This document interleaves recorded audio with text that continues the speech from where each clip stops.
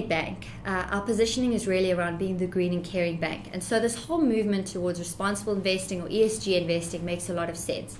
And so the question is, where do we start? What can we provide? And so because of our strong association with being the green bank, our long history of association with the WWF, it felt like starting with the E, or the environmental, made a lot of sense. And when we looked at this issue, we really looked at where is the strength in the data. And the thing at the moment is that the strong data around in the environment really is situated in the climate change area. And so because this was the strongest data set, that's what we've gone with the index for the moment. The long-term intention is to keep up with data advances. And when the data in other areas, say around water, is stronger, then that gets incorporated. But right now, the Nedbank Green Index, which is what we've come up with for the environmental space, really has a strong focus around climate change. And the reason for this is we use two data sources, the Carbon Disclosure Project and then the UN Register of CDM projects, or Clean Development Mechanism projects. But the driver of the index is the Carbon Disclosure Project. And the Carbon Disclosure Project really collects data from companies across the world on how they understand, respond to, and are handling climate change. And what's interesting about the CDP is while it's a non-governmental organization, it's driven by investors. So the reason why they do this is they have 655 investors with assets under management of $78 trillion that have said to them, we want you to go out, find this information, collate it, turn it into numbers, turn it into reports that we can use for investment decision making. So in coming up with what they are as companies, the consideration all the time is, what do investors need? It's not what does the media want, what does the government want, what does the non-governmental or the WWFs want. It's what do investors need to make decisions around this.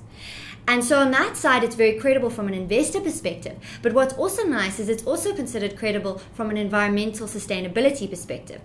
In 2012, Rate the Raters, which is also an England-based organization, did a survey of sustainability experts around the world, NGOs, academics, the whole spectrum, and said to them, what is the most credible rating that you see out there? And they said the CDP. So it has this dual credibility of looking out for investors' interests, but the sustainability experts are saying, yes, this is finding the right stuff from a sustainability perspective as well.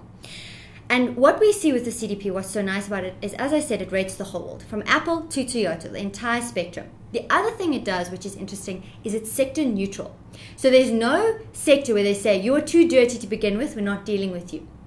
It says, we look at every single sector and we say, and we gather information, and then we rate the companies on both disclosure, so the quality of their data, and performance, so actually what they're doing. And we just start from that stance, that anyone can play a role. And I think the motivation behind that makes a lot of sense when you consider there isn't a sector that is immune from what we expect in climate change to be about. No one's going to be exempt from the regulatory movements, and certainly in terms of changing weather patterns, whether you're a retailer and dependent on an agricultural supply chain or a financial company, you won't escape the effects. And you just have to look at Superstorm Sandy to realize how extreme weather events impact everyone. And because they impact everyone, everybody needs to be thinking about, what does that mean? What risks are we exposed to? And what opportunities are arising? And so that sector neutral approach makes a lot of sense. And what's interesting about the approach of the CDP is it's not just around your carbon footprint. They're not measuring carbon footprints. They do that as part of what they do, but it's about more than that. It's about things like, for instance, something simple like the change in your carbon footprint. Because even if you're starting from the worst carbon footprint in the country, if you're cutting back at, say, 4, 5, 6% a year, that's a strong run rate and makes a big impact for the country. So the change in your carbon footprint is important. And then, as I mentioned before, there's a lot more to climate change than just your footprint. There's all taking into account the potential effects, changing precipitation patterns, changing temperature, and extreme weather events. And a lot of companies are saying they're feeling it already. 37% of companies in the Global 500, so the 500 largest companies by market cap, have said they are already feeling the impacts of climate change. And so that says to you, this is an operational issue, and this is about how the company is handling it in its entirety. Not just dealing with the footprint, but actually saying, what does this mean? What are the trends? How is this going to pan out? And so that makes climate change a really interesting and strong issue to be the current focus of the Nedbank Green Index, with the intention that as the other data catches up, we can expand on it.